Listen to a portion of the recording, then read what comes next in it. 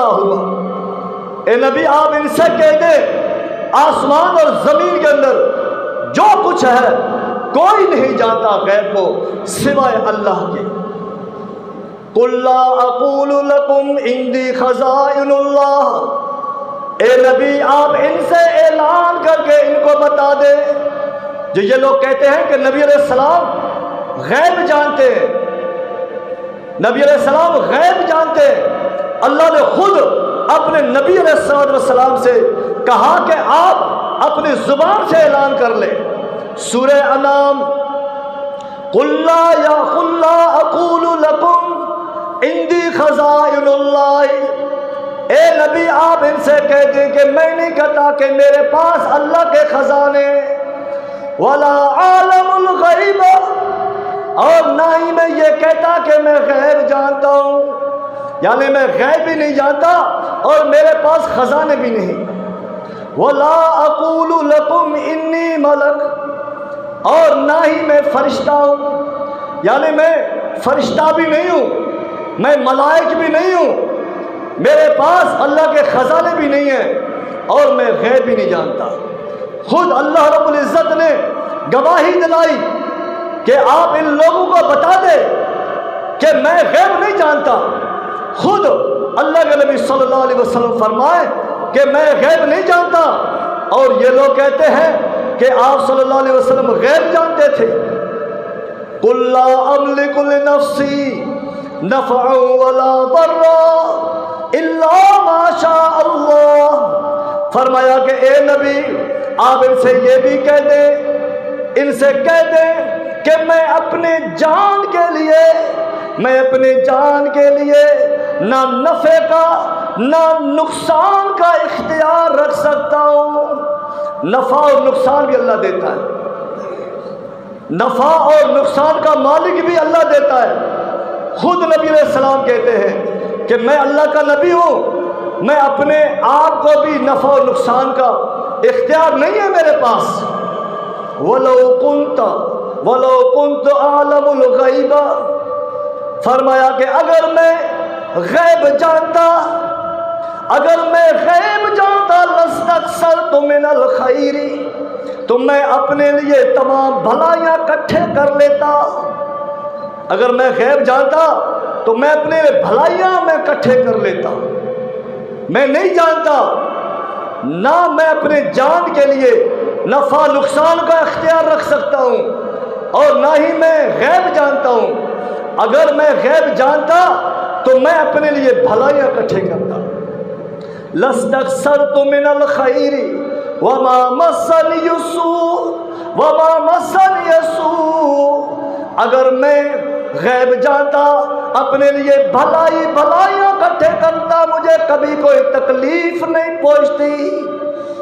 جنگ احد میں کتنی تکلیف پہنچی ہے؟ جنگ احد میں 70 صحابہ کو شہید کر دیا گیا۔ اگر آپ کو پتا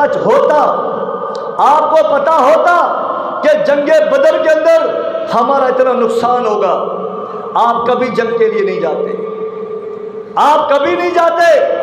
صحابہ کے کان کاٹے گئے اور ہاتھ کاٹے گئے، مسلح کر دیا گیا، اس لیے کہ اللہ کے نبی کو پتا نہیں تھا کہ اتنا نقصان ہوگا۔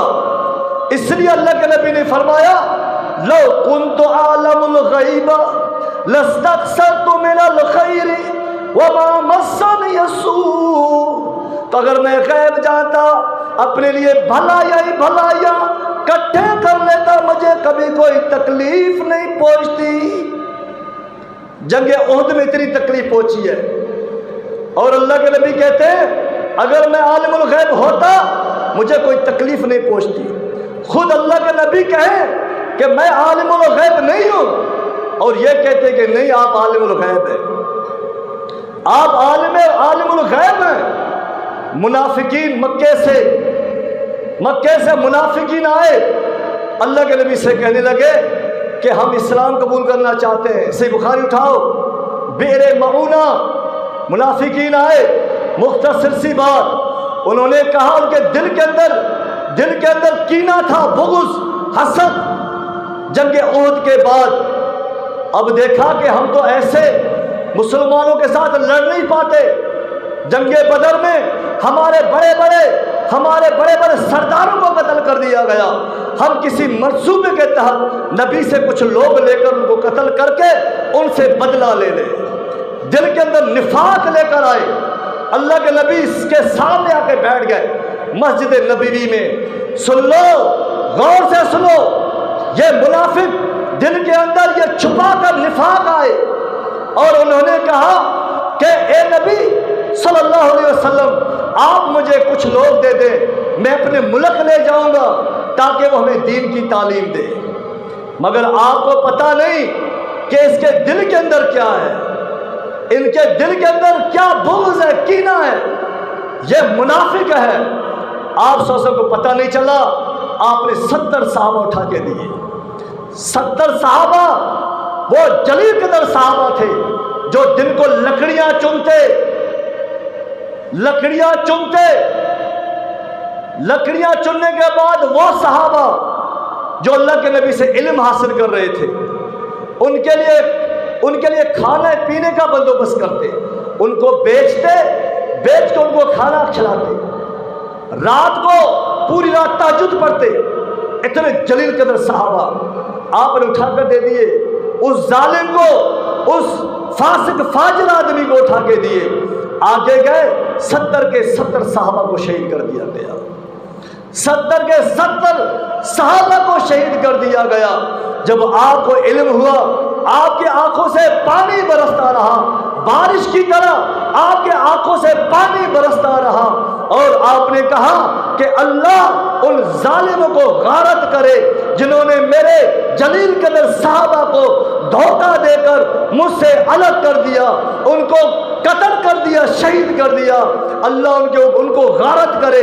اللہ کے نبی صلی اللہ علیہ وسلم نے 1 مہینے تک قنوت نازلہ پڑھی ہے. قنوت نازلہ پڑھی فجر کے نماز کے بعد. ان کفار کے اوپر بد دعا کی، اللہ ان کو تباہ کر دے، برباد کر دے. آپ روتے رہے، بد دعائیں کرتے رہے. اگر آپ کو پتہ ہوتا کہ یہ منافق ہے، آپ کس طرح یہ 70 صحابہ اٹھا کر دیتے.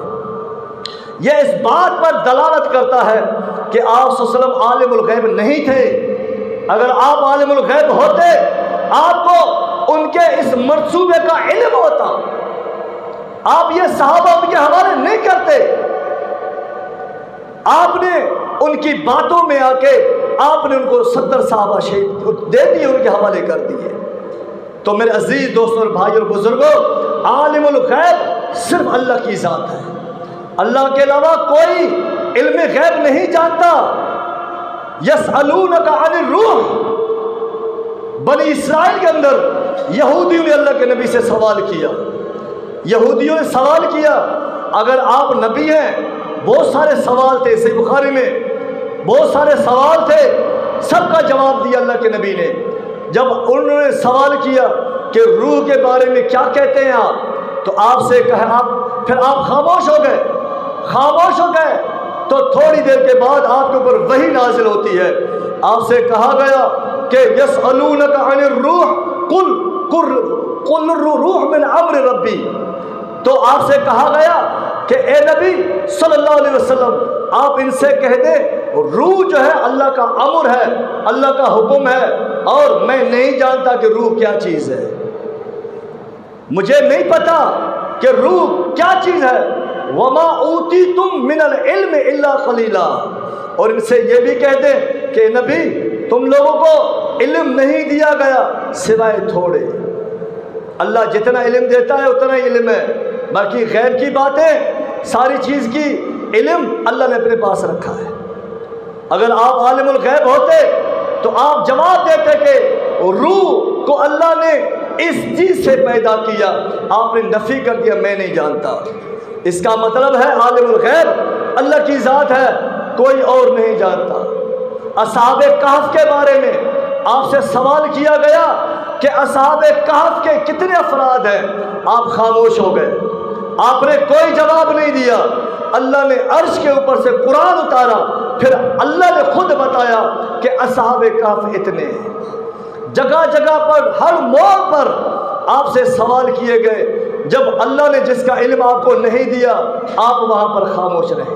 پھر کہتے ہیں کچھ لوگ اللہ کے نبی نے پیشن گوئیاں کی تھی کہ یہ بھی ہونے والا ہے وہ بھی ہونے والا ہے، یہ ایک پیشن گوئیاں ہیں، یہ نبیوں کے معجزے ہیں اور یہ وہ معجزے ہیں، یہ وہ پیشن گوئیاں ہیں جو اللہ نے خود نبیوں کو بتایا۔ جو نبی کو اللہ نے بتایا وہی نبی نے بتایا، جو نہیں بتایا نبی علیہ السلام نے نہیں بتایا۔ جو نہیں بتایا وہ نہیں بتایا، مگر جس کا علم دیا گیا تو اس کے بعد آپ نے بتا دیا، جس کا علم اللہ نے روک دیا تو آپ نہیں بتا سکے۔ اس لیے اللہ نے فرمایا وَمَا يَنْطِقُ عَنِ الْهَوَىٰ إِنْ هُوَ إِلَّا وَحْيٌ يُوحَىٰ۔ نبی اپنی مرضی سے نہیں بولتا، نبی کے اوپر سب سے پہلے وحی آتا ہے، ہم اس کو سب سے پہلے بتاتے ہیں، اس کے بعد نبی بتاتا ہے، اس کے بعد نبی علیہ السلام بتاتے ہیں، اس لیے کہ عالم الغیب جو ہے وہ اللہ کی ذات ہے، نبی نہیں ہے۔ ہم بتاتے ہیں پھر نبی بتاتا ہے۔ وَأَقُولُ قَوْلِي هَٰذَا أَسْتَغْفِرُ اللَّهَ